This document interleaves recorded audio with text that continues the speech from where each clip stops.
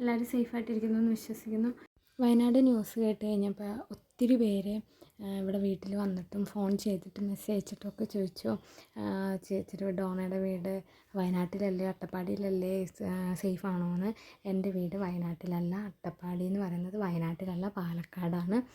പക്ഷേ ഇങ്ങനെ ഒരു മലപ്രദേശം ആണ്, എങ്കിലും കുഴപ്പമൊന്നുമില്ല, വീട്ടിൽ എല്ലാവരും സേഫായിട്ടിരിക്കുന്നു. വയനാട്ടിലുള്ള എല്ലാവർക്കും വേണ്ടി പ്രാർത്ഥിക്കുന്നു. അതുപോലെ നമുക്ക് വേണ്ടി എല്ലാവരും പ്രാർത്ഥിക്കുക. അപകടങ്ങളൊന്നുമില്ലാതെ സുരക്ഷിതരായിട്ടിരിക്കുക എല്ലാവരും. ന്യൂസൊക്കെ കാണുമ്പോൾ ഭയങ്കരമായിട്ട് സങ്കടമുണ്ട്, അതുപോലെ നല്ല പേടിയും ഉണ്ട്.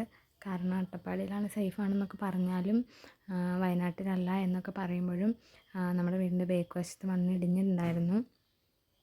മറ്റ് ജില്ലകളിൽ പല പ്രദേശങ്ങളെ അപേക്ഷിച്ച് അട്ടപ്പാടിയിൽ മഴ കുറവാണെന്നുള്ളതും ഇങ്ങനെയുള്ള അപകടങ്ങൾ കുറയ്ക്കാൻ ഒരു കാരണമാണ്. അട്ടപ്പാടിയിൽ തന്നെ മഴ കൂടിയതും കുറഞ്ഞതുമായ പ്രദേശങ്ങളുണ്ട്. ഇപ്പോൾ എൻ്റെ വീടിരിക്കുന്ന സ്ഥലം താവളം എന്ന് പറയുന്ന സ്ഥലമാണ്. ബാക്കിയുള്ള സ്ഥലങ്ങളെ അപേക്ഷിച്ച് മഴ വളരെ കുറവാണ്. നമ്മൾ എന്തൊക്കെ പറഞ്ഞാലും പ്രകൃതി ദുരന്തങ്ങളൊക്കെ തന്നെ അൺപ്രഡിക്റ്റബിളാണ്. അപ്പോൾ എല്ലാവരും സേഫായിട്ടിരിക്കുക, എല്ലാവരും പ്രാർത്ഥിക്കുക.